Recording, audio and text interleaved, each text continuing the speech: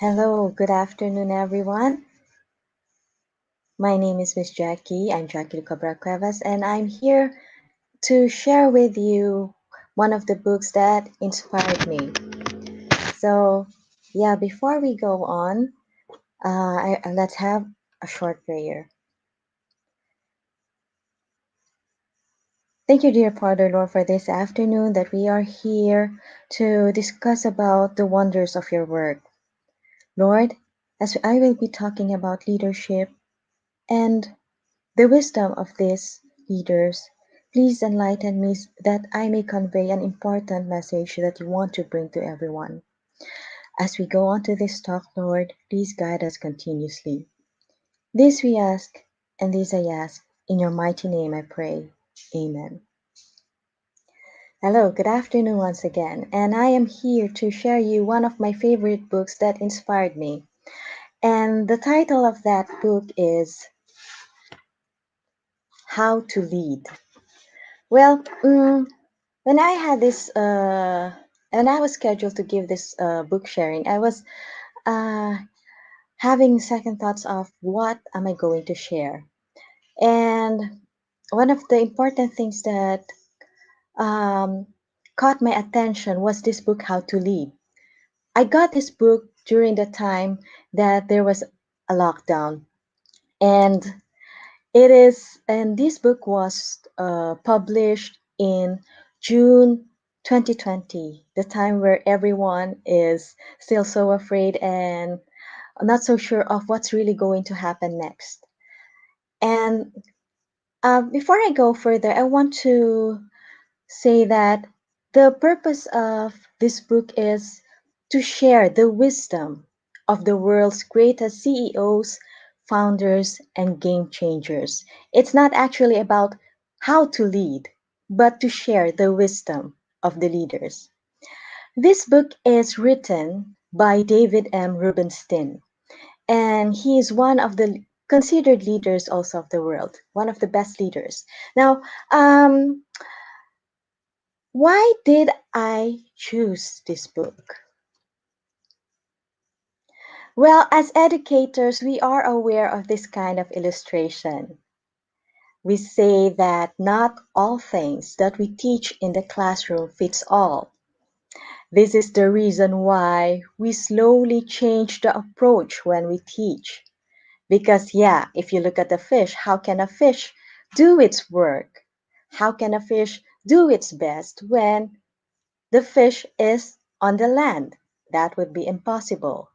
That thing and that insight goes with leadership as well. So, going back to the question, why did I choose this book? Just like David Rubenstein, I'm also amazed and I admire how great leaders work.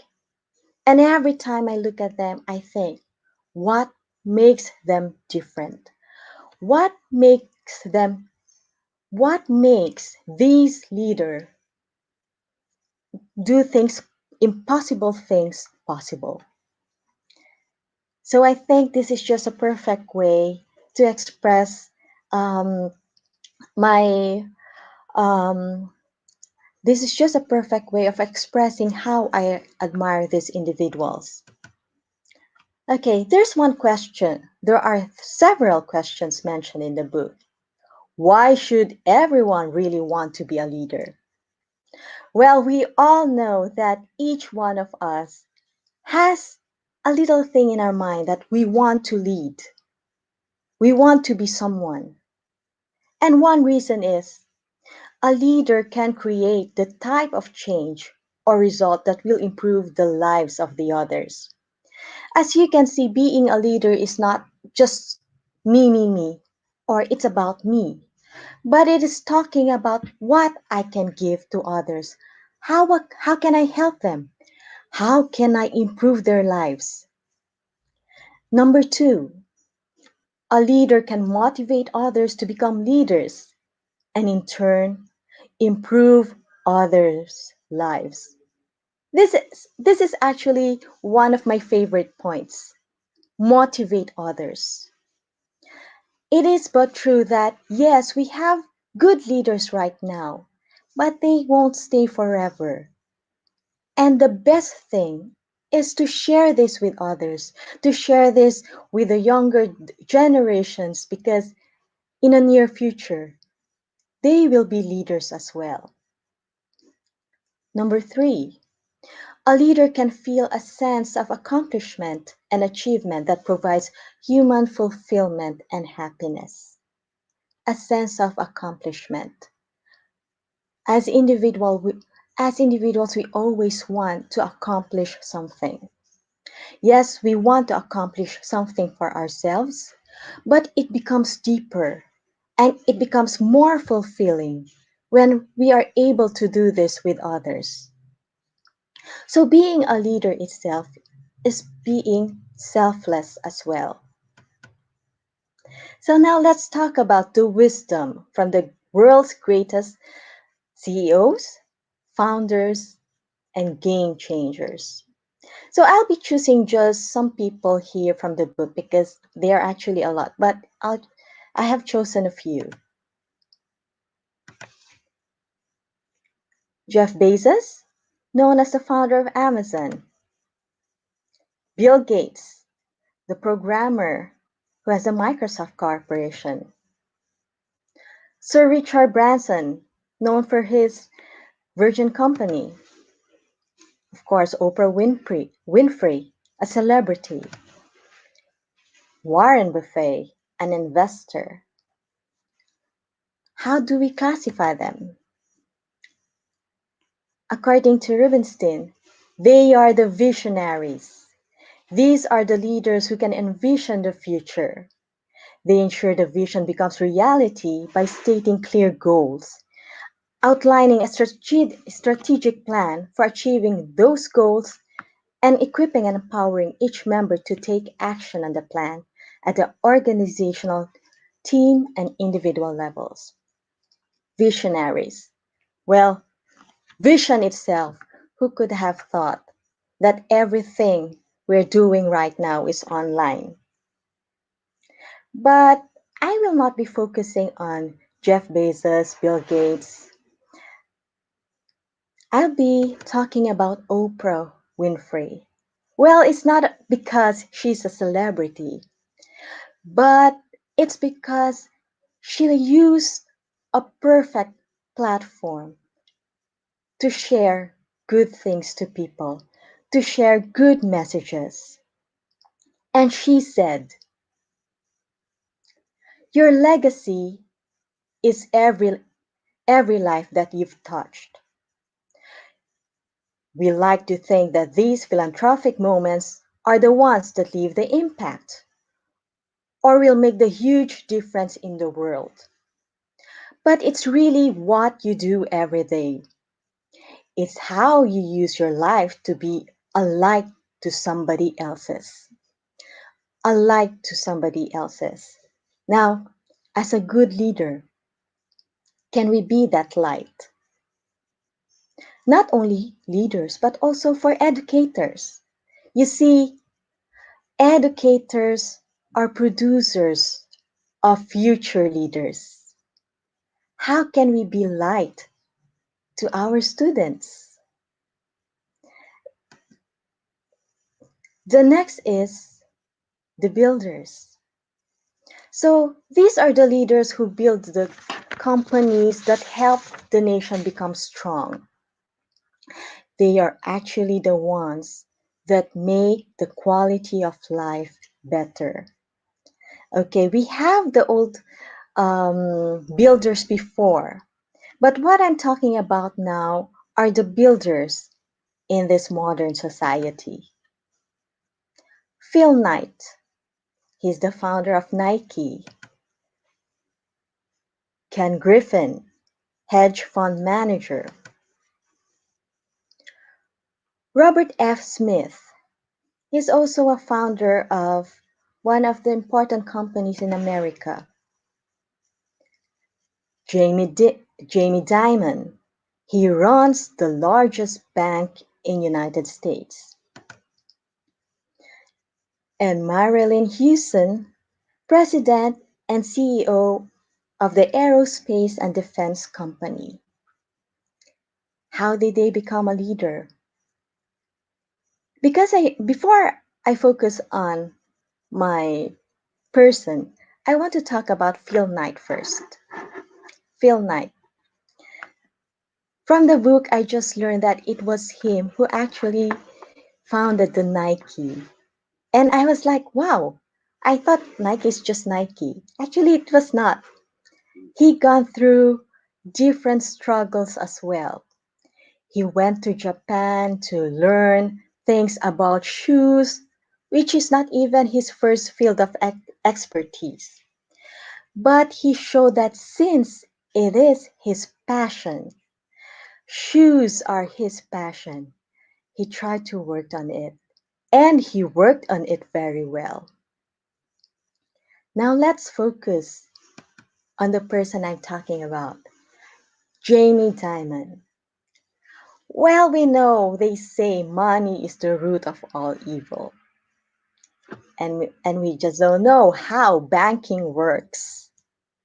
But you see, with the things going in our society right now, we can see the importance of money in generating our society. Jamie Dimon, who is he? Yes, as what I mentioned a while ago, he is the person who runs the largest bank in United States. And even if I say it's in United States, we all know that we are also connected with that. And what's good about his saying is that my contribution to making it a better world is running a good Morgan Chase. I tell people, if I don't do a good job at JP Morgan Chase, I heard the opportunities for the 2,000 hamlets we do business in. We can be philanthropic. We can help people grow. If I do a good job, we can do all things. I am not an artist. I am not a tennis player. I am not a musician. I am not a politician. But this is my contribution. Wow.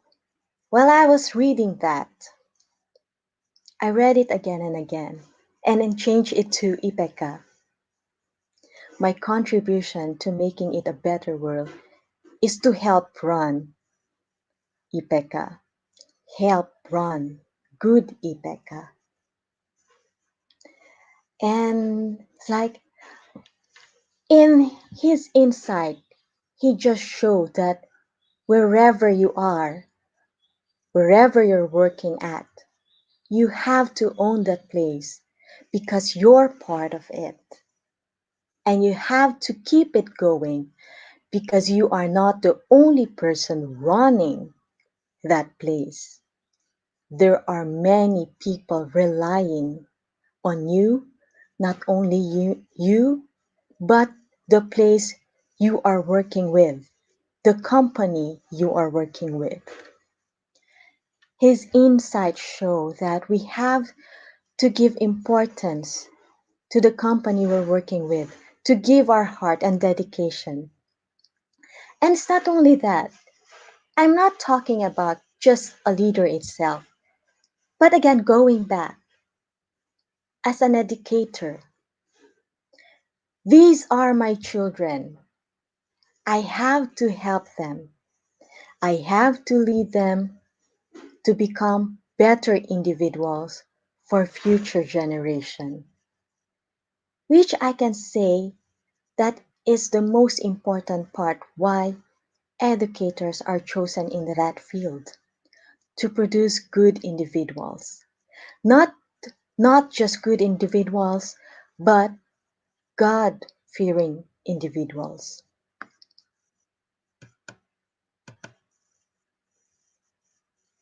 Melinda Gates. As we all know, she's the wife of Bill Gates, but aside from that, she did a lot of philanthropic works together with her husband, Bill Gates. Then we have Eric Schmidt, an American businessman and a software engineer. So he is known as the CEO of Google. And we know that we're all depending on Google right now. Then we have Tim Cook, an American business executive currently serving as the chief executive officer of Apple. Well, he just when I was reading his part, he really did fill a very important role, and it was really hard to maintain the greatness of Apple Company. Then we have Ginny Rometty, a former executive chairman of IBM, and Indra Nooyi, which when I was reading the book became one of my favorite characters. Now, who are these leaders? They are called the transformers. They are the leaders who chart the path ahead and inspire others to follow their lead. So, what they did is they developed further the companies that already existed. They tried their best to keep these good companies running because we all know old companies, some old companies are gone already. Some are gone already and some are struggling.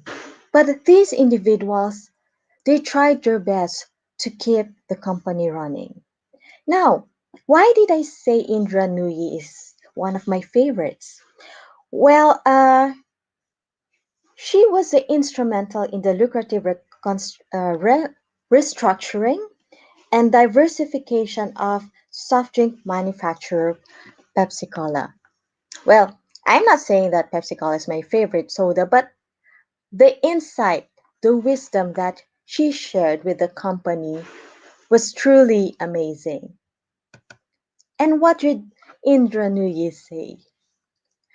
Keep both ears open because you never know if a nugget of an idea can actually translate to a big success in a company.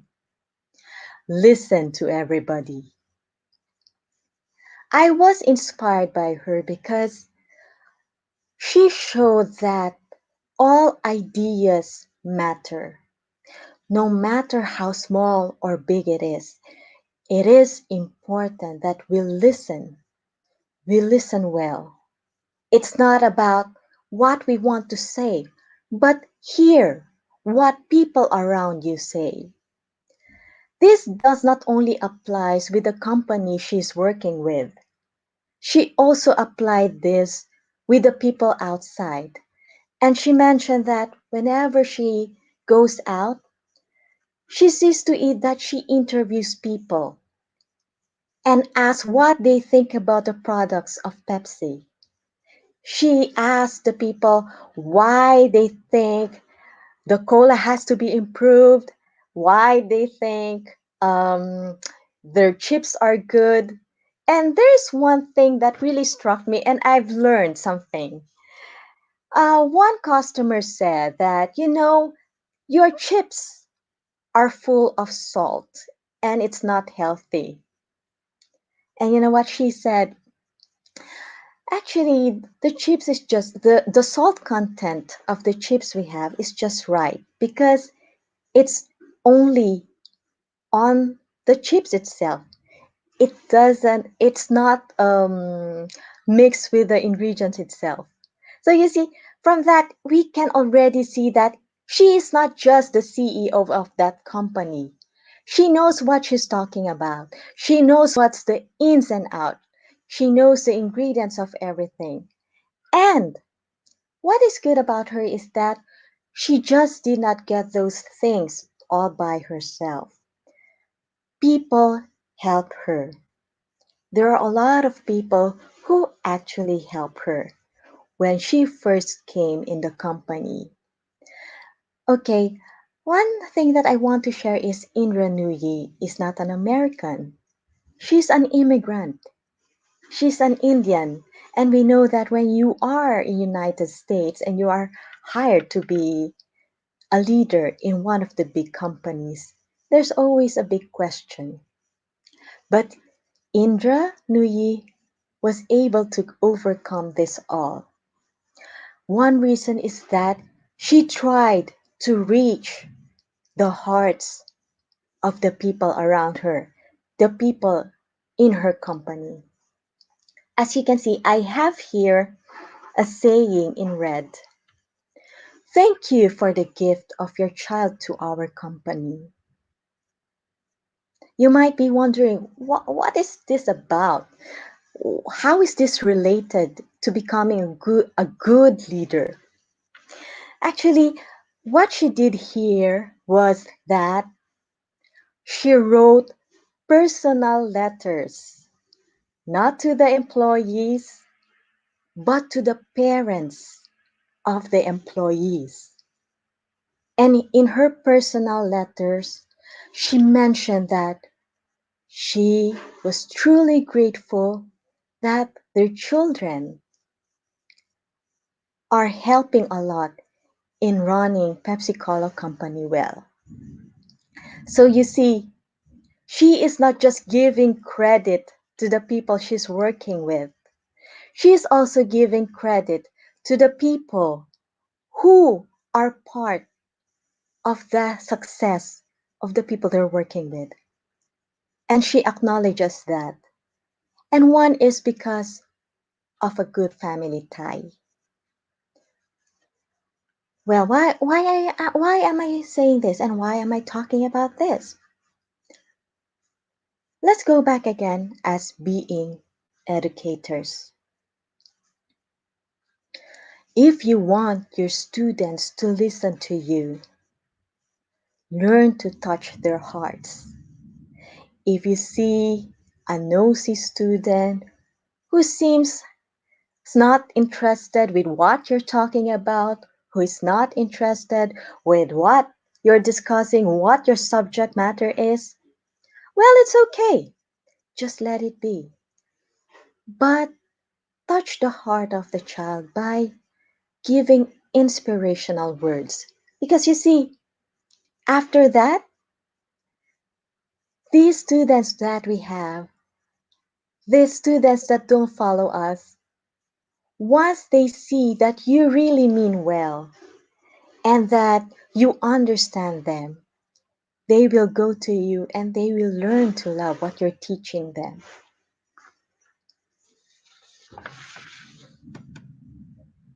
Now I'm going to talk about another set of leaders, George W. Bush. And we know that he was the former president of the United States. Colin Powell, a diplomat and a retired four-star general. David Petraeus, a retired United States Army general. Condoleezza Rice, an American diplomat, political scientist, civil servant, and professor. Well, it's a good thing that we have a teacher here. Condoleezza Rice is a teacher professor. And we have here James A. Baker. He's an attorney, salesman, and a political figure. As you can see, all the faces that I have here are political leaders. But yeah, what are their contributions? What kind of leaders are they? We call them the commanders. They are the leaders who comprehend their world as it is, even as they see beyond it is to the objectives they wish to advance in the future. They are possible when challenging times provide opportunities for their unusual abilities to come to the fore. So you see, they just come when they are needed, and they're always there. And now, who would be my focus? Condoleezza Rice. Condoleezza Rice, as what I mentioned, is a diplomat, an analyst, and a professor. And I really like her view. She said, Arrogance and hubris are generally not going to enable a leader to fulfill a vision and attract followers. She is already in the White House and she's working with, we know, leaders that has very strong personalities. But even with that, we can see that for her, a humble leader always counts. And what gave her in this, what puts her in this situation is that before she reached her status right now, is that she was being mentored with humble leaders as well. So you see, if we are good, whoever we mentor as leaders, in a way they also copy what we show them. And for Condoleezza Rice, she copied the humility of the leader she was working with before. And she even mentioned that great leaders have sense of humility about what they can achieve. She mentioned this when there was a situation in the White House that the Berlin Wall went down. Of course, part of it was that America was the reason or was also a contributor while why Berlin Wall was down. But there, when she asked the president, George H. W. Bush, Mr. President, you should be there. You should be celebrating with them. And you know what George H.W. Bush said? No, that is not for United States. That is the Germans' moment.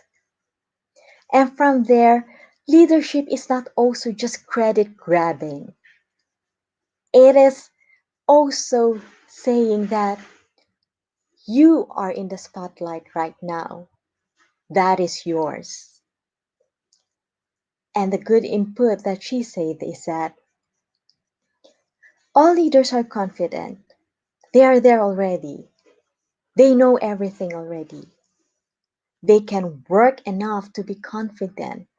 But as leaders, leaders have to work hard enough to be twice as good, twice as humane.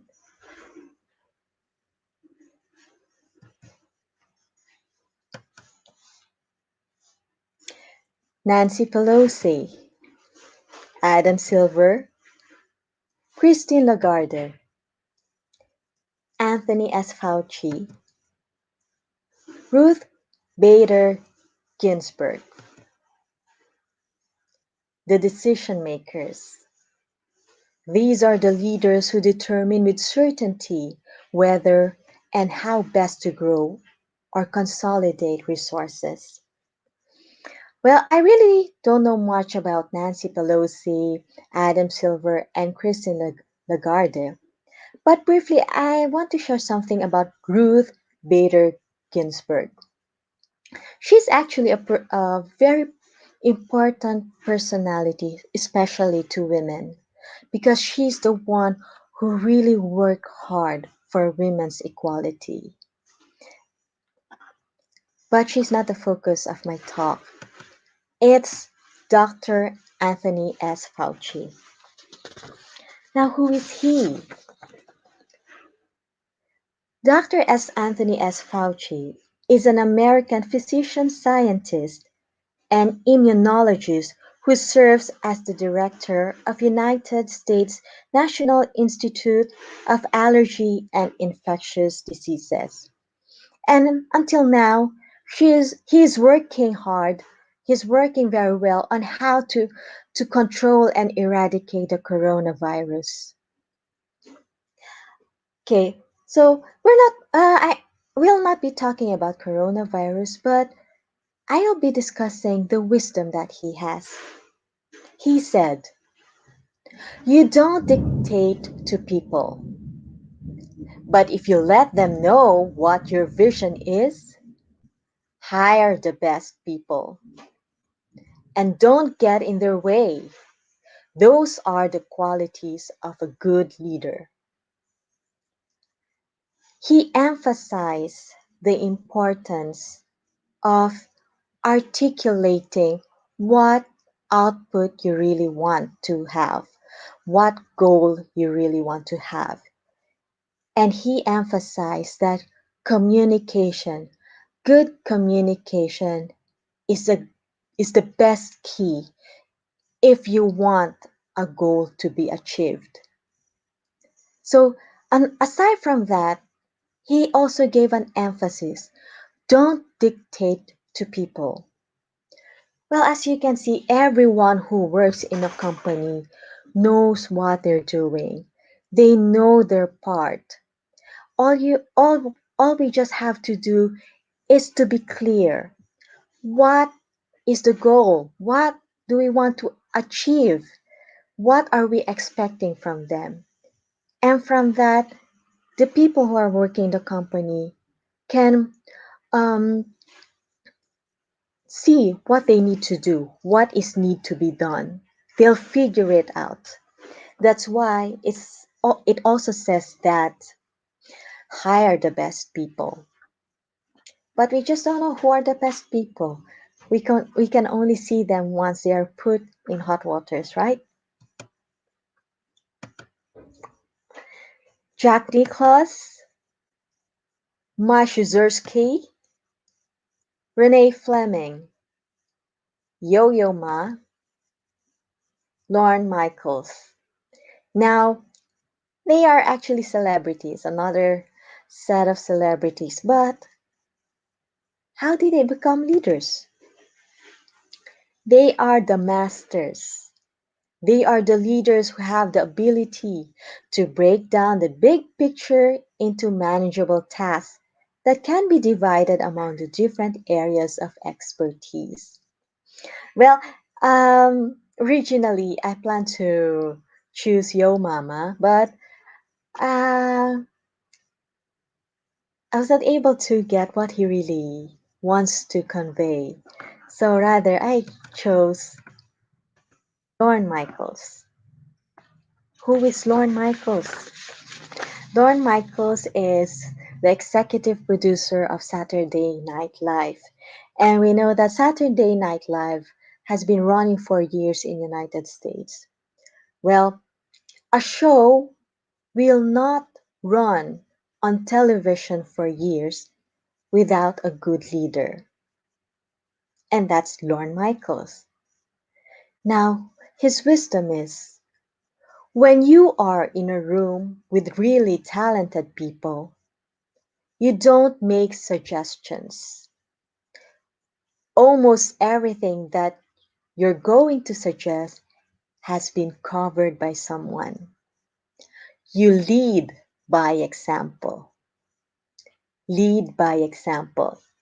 That's why we are called leaders, because we lead by example.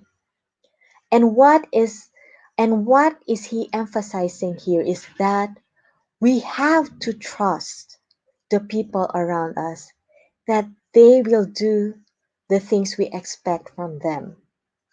Trust is very important because you see, as a leader, if we don't trust our subordinates and we doubt on their capabilities, how can they help them? It will lower down their self-esteem. That's why trust in the ability is very important. So there you go. So these are the sets of leaders that has um, made me think how to become a better leader and how to influence people better.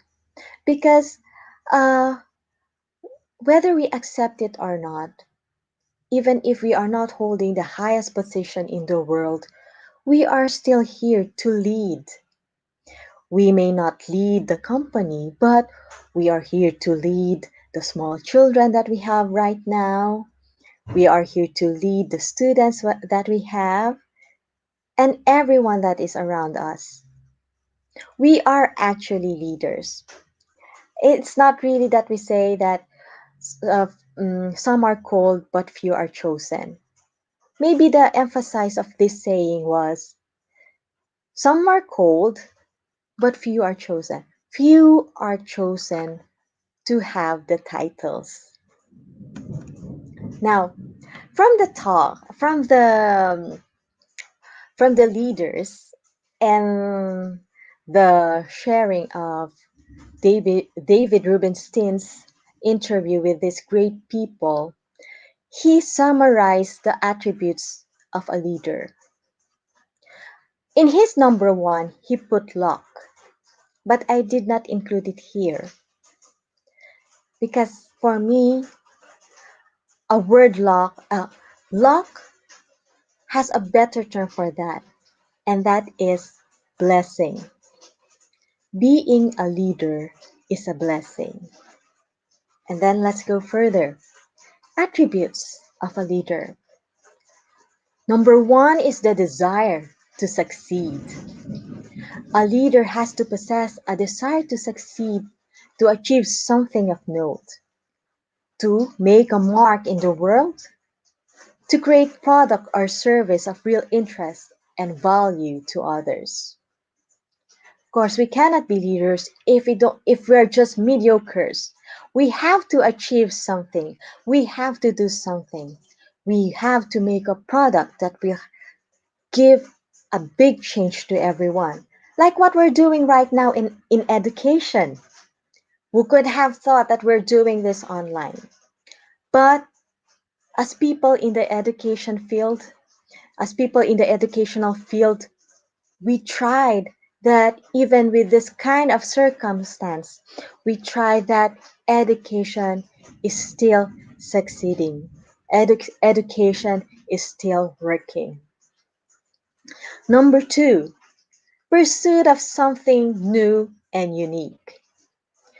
A leader is typically a person who desires to build or create something, to go where others have not yet tried to go, to create something new and unique.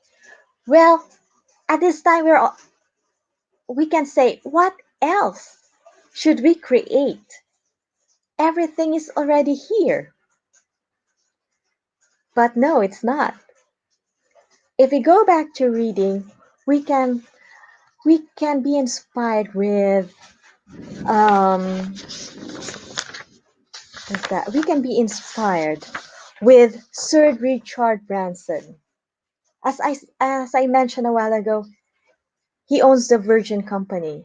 Now, with his questions in his mind, how can I make flying cheap? So that's the reason why cheap flights are here right now. Everyone can travel by plane. And another is that he also thought of bringing people to outer space. Well, we can say this might happen in the near future. Right now, impossible things are becoming possible. 3. Hard work, long hours. There is no shortcut to becoming a leader. Performing a job and being a real leader of note at the job takes many hours of hard work. And I went back to this. And then, yeah, work hard, work hard. And then there was a little word there added. Work hard, but work smart. Even if you are working hard, you have to also be smart in working. Learn how to delegate things. It's not only you, and doing everything by yourself. Because in the end, if you keep on working hard, it will exhaust you. And that would be one reason why your leadership is not working well. Next is focus. Focus your energies on truly mastering one skill or subject. Broaden your areas of focus only after credibility has been established with peers and others in the area where you are the master. So focus first on one. So it's like jack of all trades. Yeah, leaders can be like that, but in the end, before we can be jack of all trades, we have to work on one thing at a time. Work on the thing that we are first good at it, improve it, and then when we think that we are ready for another level, learn another one. Because this is what will make us more effective. Because besides, if you are a leader, when you commit a mistake, sometimes people are unforgiving. Number five, failure. Failure, learn from this experience and be motivated to prove the failure was an aberration. Failure teaches humility and exponentially enhances the desire to succeed the next time. Now, the things we have right now is a product of trial and error. And those trials and error, there are a lot of failing gaps there, failing points. But from those failure, we are able to pinpoint, ah, because I failed in this part, maybe I can do this to make it better. So as a leader, sometimes it's just okay to fail, but we have to learn from that and do better next time. Next is persistence. A leader a leader is doing something new, different, unique, etc. And will therefore encounter resistance from those who like respect or status quo. The key is to persist when others says no or fight against the change you want to make. I think this works with Ruth Bader Ginsburg. Well, we all know that during the old times, when a woman has a voice, you are being stopped and they say, you shut up. But no, when you know that you are right and you know that what you're fighting with is not only benefiting you, but also benefits the future, then go for it. Persistence. I know this will work. Why don't we try it first? I think that's the best way. If we want, number seven, to persuade. When things seems to be impossible, but we know it will work, try again and persist.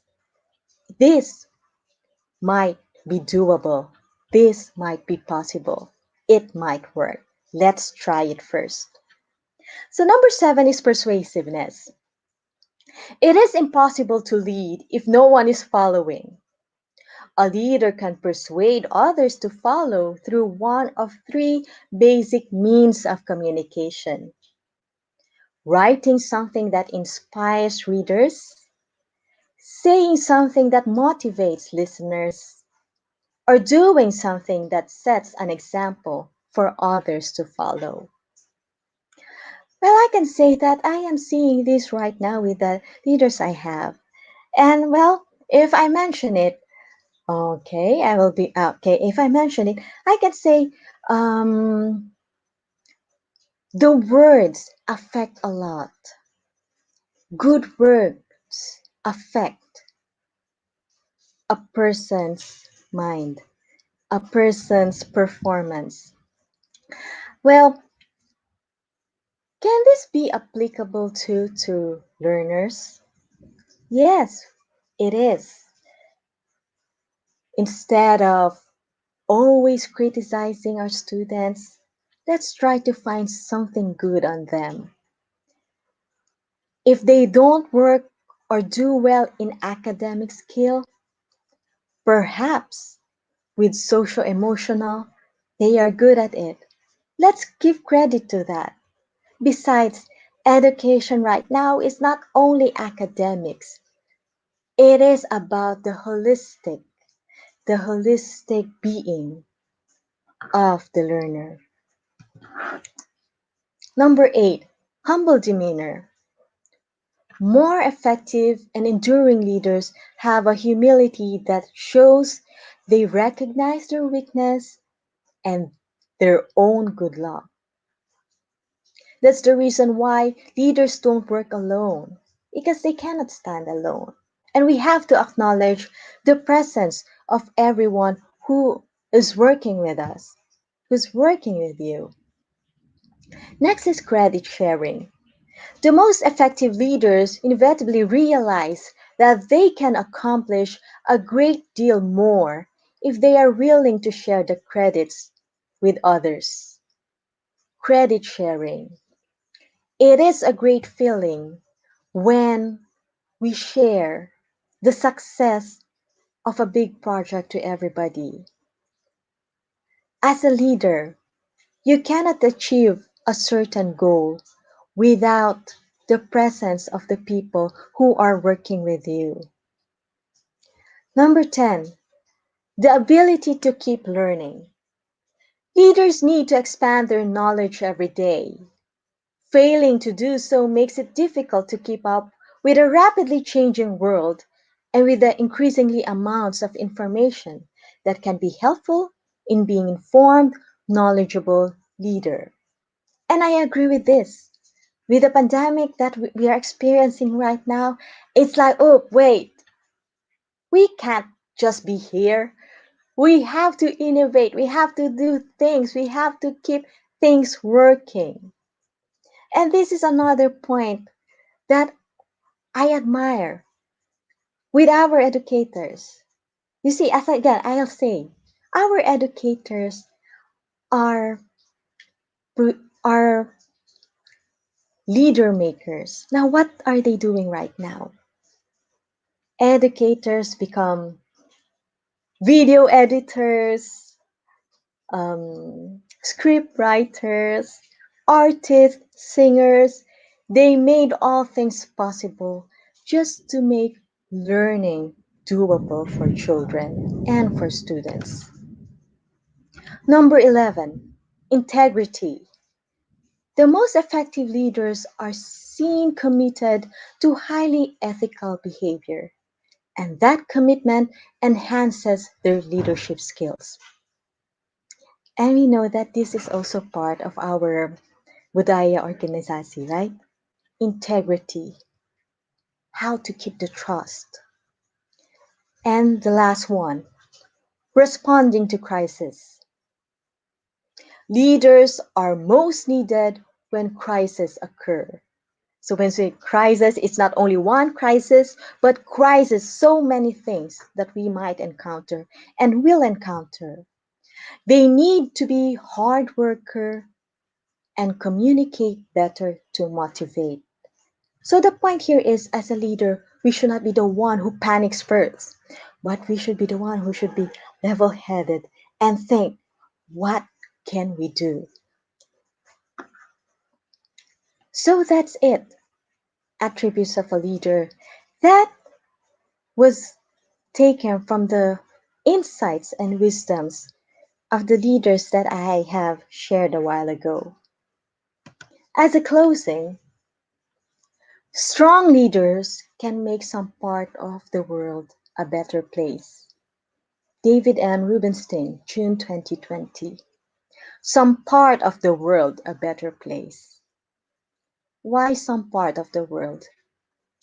Well, we all know that the world is so big, but any small step that we contribute to our society, any small step that we contribute for the betterment of our world counts. And there it goes. Now, with all the leaders I presented right now, let's not forget also the leadership that Jesus had shown to us. And we can say that he possessed everything that I have presented to you. And as Christians, we are blessed to have him as his leader. That's my sharing for now, and thank you very much. I hope you get inspired with the book I have shared, How to Lead. It's not actually how to lead, but learn from the wisdom of the great leaders. Before I end this, let's have a short prayer. Thank you, dear mighty Lord, for this afternoon of sharing. May the words that we heard today be an inspiration, not only as a leader, but as a follower as well. Thank you, Lord. This we ask in your mighty name we pray. Amen. Thank you for listening, everyone, and have a great day ahead. Have a nice weekend.